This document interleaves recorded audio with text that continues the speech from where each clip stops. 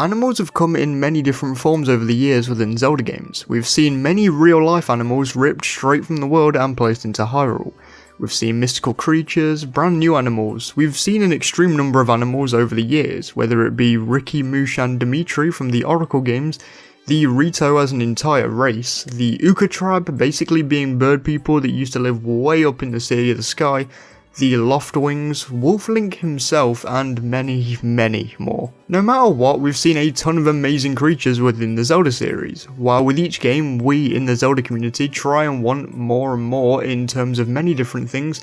I personally think that one thing that tends to get neglected quite a bit by the Zelda team is its animal companions, with the one exception for me personally being in Twilight Princess, with the inclusion of both Wolflink and a horse that's actually nameable. Pretty cool. Making them a bit more than we would usually get, though opinions are pretty mixed on Wolflink. Now I seem to think that animal companions are hugely left out in the cold. I mean, having an animal that helps you out, whether it be through traversal or other means, has pretty much been a Zelda staple since the jump to 3D back in Ocarina of Time, with the horse Epona. A horse that you technically didn't even really need to get, but made that journey in the game slightly less arduous. Ever since then, the horse mechanics have definitely stagnated in terms of brand new technology to control the horses. I mean, Twilight Princess's horse mechanics were near enough the exact same with some combat changes. Loftwings were quite cool, but boiled down to the same mechanics in essence. The boat isn't an animal, but it was kinda cool, I guess, even if it was just pressing a button and kinda going. The three animals in the Oracle games were pretty darn cool though, to be honest, especially for a 2D game in the series. Then we come to an enigma for me and many others, the Legend of Zelda Breath of the Wild. And here's where we're going to start discussing the sequel in broader strokes. Breath of the Wild in a lot of ways was a complete 180 from what we'd seen the Zelda team doing in games like Twilight Princess and Skyward Sword before that. Before Breath of the Wild we were seeing more and more games created with linearity in mind to create a more cohesive experience.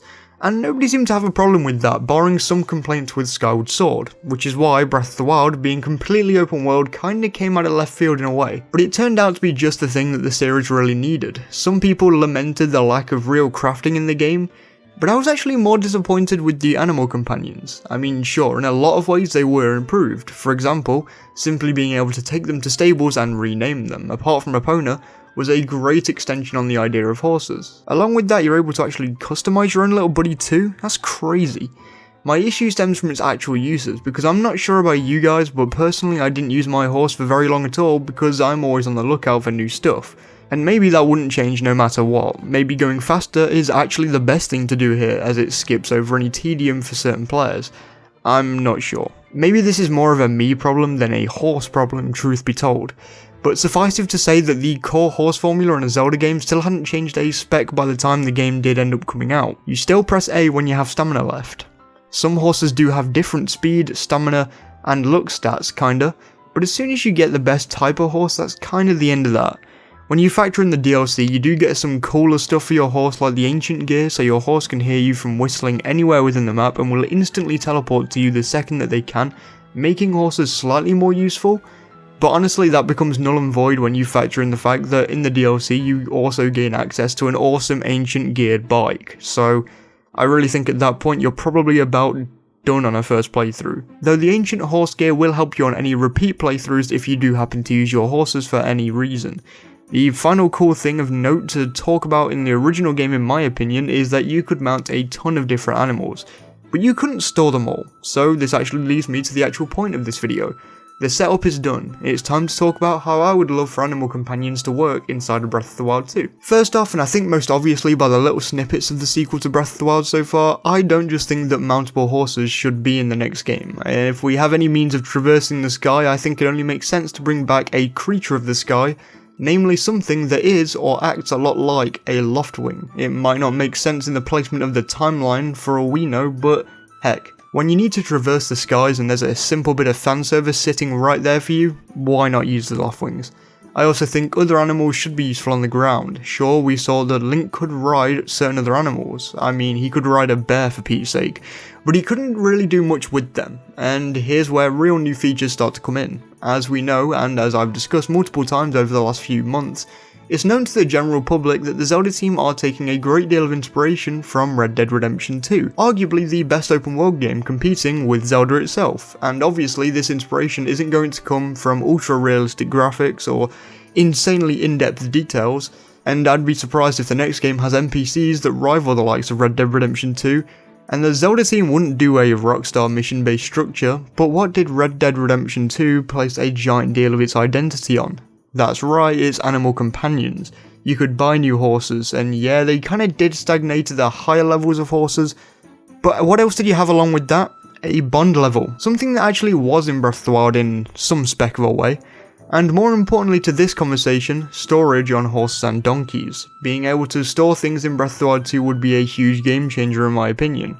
I mean again, if we're travelling between the ground and the sky, then maybe you won't have enough storage in your usual inventory to carry certain things. Place these items into the Loftwing satchel and would you look at that, in an instant you can now take these items up to the skies with you. Not to mention with mounts like horses, it just makes sense. Place a bag behind Link and you can store some items. This could also spill out into the main game too. Now I don't really want there to be limited inventory space in the next game, but it would be quite cool to have chests that you can store your stuff inside of, even if they're only found in areas like Link's house in Hateno from the original game. Anyway, chests are not what we're here to talk about today. I think every different kind of mount could actually have a brand new use. Let's just imagine for a second that Breath of the Wild 2 is a utopia in terms of exploration. You have your usual overworld for horses and other overworld mounts.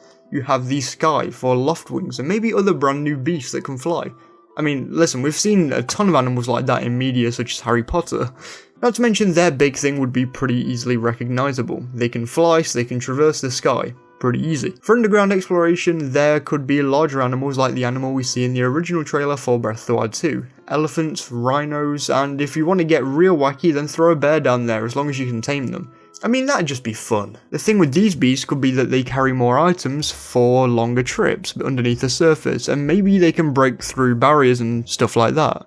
But they can't be used to cross gaps, much like we saw in the original trailer for Breath of the Wild sequel, with Link beckoning the beast over with heavy heaves looking in pristine condition to compete in the Squid Games. I'm so sorry for the outdated reference. Finally, but definitely not least, Zelda games have mostly pushed the envelope for underwater exploration every now and again. Not by much, but they've definitely gotten better for it over the years, and I think that it'd be about time for them to push it even further, especially as Breath of the Wild had no underwater traversal at all. So this is almost too cool to imagine, but just for a second, imagine you've been finding underwater ruins for sections of this game. You can breathe underwater now with no issues, and you swim sort of fast. Then one day you're just exploring and you come across just a giant fish. It doesn't look hostile, so you lay a load of bait down in the water and put on your friendliest face that you ever could, and the fish takes the bait, looks at you and cuts out the tough act. Suddenly it turns around and you're allowed to mount it. Suddenly you have a much faster way to traverse the water. It's yet to be seen if there would be any way that water exploration is in Breath of the Wild sequel, so this one is kind of a pipe dream for now, but I felt I had to cover all of my bases and I just love the idea of this far too much. No matter what, I want animal companions to be more than they ever have been in Breath of the Wild sequel. There was the opportunity to really connect to your horse in the original Breath of the Wild, and I felt they squandered it in a way personally. This time I want to see them realise that potential in my eyes, and while I keep daydreaming over here, I would love to see your thoughts on animal companions down in the comment section below, because I would take anything more than what we got in the original game, and honestly, with sky exploration looking to be a big part of the game, I think at least a lack of flying creatures and storage operations would be a disappointment to me. It wouldn't ruin the game for me by any means, I mean come on, it's just some animal stuff, but it would be nice to see that. And we have at least a little bit of evidence to suggest we will see it, so I guess we'll just have to wait and see.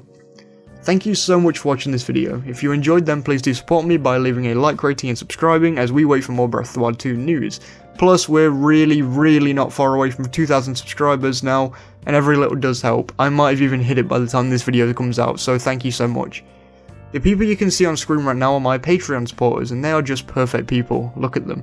Some G and Jared Whedon are especially amazing for being my top paying patrons. Just look at the Triforce coloured names and the Triforce font. Thank you so much for the continued support, guys. If you'd like to join them, then you can do for as little as £1 or $1.50 a month. The link to my Patreon is in the description, and along with that link is a link to the rest of my media platforms, so please do follow me on them if you'd like to keep in touch with me. Again, thank you so much for watching this video, I hope you enjoyed, I'll see you all next weekend, and I'm already so excited with the start of this year, so please do stay safe.